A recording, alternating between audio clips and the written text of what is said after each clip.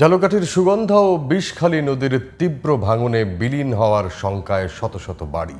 এর মধ্যে ভাঙনের কবলে ক্ষতিগ্রস্ত হয়েছে ফসলি জমি, রাস্তাসহ কয়েকশো বসতভিটা। নদী ভাঙন রোধে টেকসই ও স্থায়ী বেড়িবাঁধ নির্মাণের দাবি স্থানীয়দের। ঝালকাঠি প্রতিনিধি মোহাম্মদ খায়রুল ইসলামের রিপোর্ট জানাচ্ছেন জামান আশরাফ। ভাঙনের কবলে ঝালকাঠি সদর ও নলছিটি উপজেলার তীরবর্তী এলাকাগুলো। ঘরবাড়ি, রাস্তা, ফসলি জমি, মসজিদ সহ বিলীন হয়ে গেছে অসংখ্য স্থাপনা। অর্থ সংকটের কাছে অনেকে ঘরবাড়ি নিরাপদ স্থানে সরাতে পারছেন না। দিন পার করছেন বসতবাড়ি হারানোর শঙ্কায়।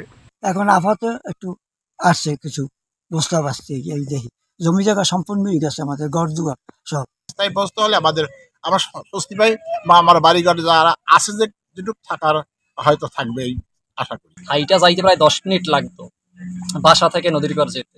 এখন আমাদের ঘরের সাথে নদী চলে আসছে, আমাদের তো মনে করেন কুল কিনারা কিছুই পাইতেছি না। ঝুঁকিপূর্ণ এলাকার জন্য উন্নয়ন প্রকল্প কার্যক্রম চলমান রয়েছে বলে জানিয়েছেন পানি উন্নয়ন বিভাগের এই কর্মকর্তা।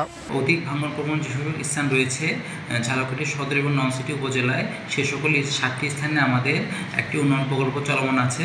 উক্ত প্রকল্পটি 2027 সালে সমাপ্ত হবে বলে আমরা আশা করছি, এবং অন্যান্য যে সকল ভাঙন প্রবণ স্থান আছে সেগুলো নিয়ে আমাদের সমীক্ষা সম্পাদিত হয়েছে।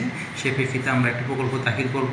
নদী ভাঙন ঠেকাতে অবিলম্বে টেকসই ও স্থায়ী বেড়িবাঁধ নির্মাণে কার্যকর পদক্ষেপ গ্রহণ করবে সরকার, এমন প্রত্যাশা নদী তীরবর্তী অঞ্চলের বাসিন্দাদের।